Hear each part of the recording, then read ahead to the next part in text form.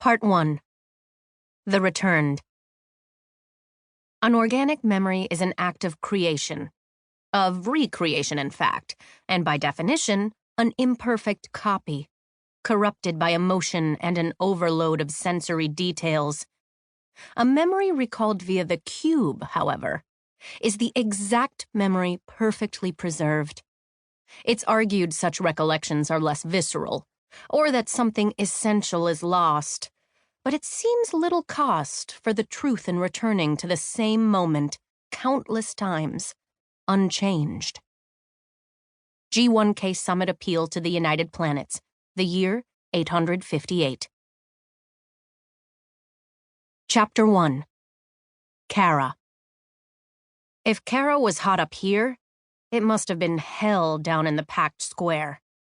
All of Now Fruma was on a labor strike, and from her vantage point, the protesters looked like a single living organism, angry, undulating. For a historically neutral moon, Now Fruma was not exactly peaceful these days.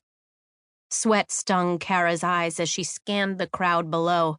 She wiped it away with the back of her hand, smearing the moon dust that had settled on her skin. "Test," she said to Pavel, the small droid who sat beside her. The heat made everything shimmer in the distance. 6 o'clock. A bright white light flashed across the terracotta brick building directly behind them. It was gone in a split second. Kara scratched at the surface of the rusty coin, the one she'd carried around always. It hadn't been anything more than a good luck charm until Lydia told her otherwise. "This binds you to your family. There's history in this coin," she'd said with her dying breath. Kara blinked away the memory. "Again, Pavel, 9 o'clock.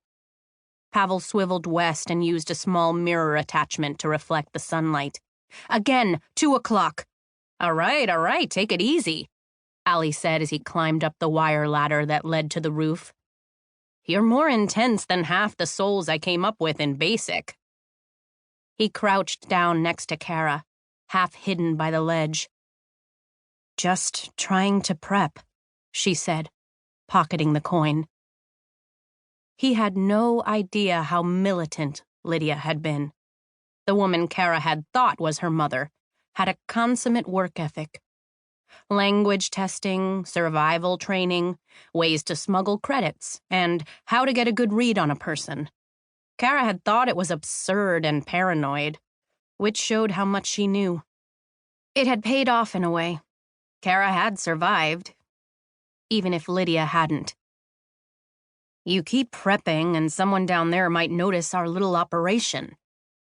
"They're too busy watching the picket line." It had been 2 days since Kara and Ali had gotten to Now Fruma, and just 1 day since Empress Rhiannon Ta'an had come forward to announce she was alive.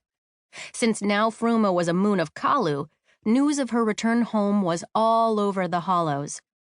Kara would have been relieved about her sister's safe return, but the hollows were also buzzing with the newest speculation. Where Jocelyn Ta'an was, Rhiannon's older sister.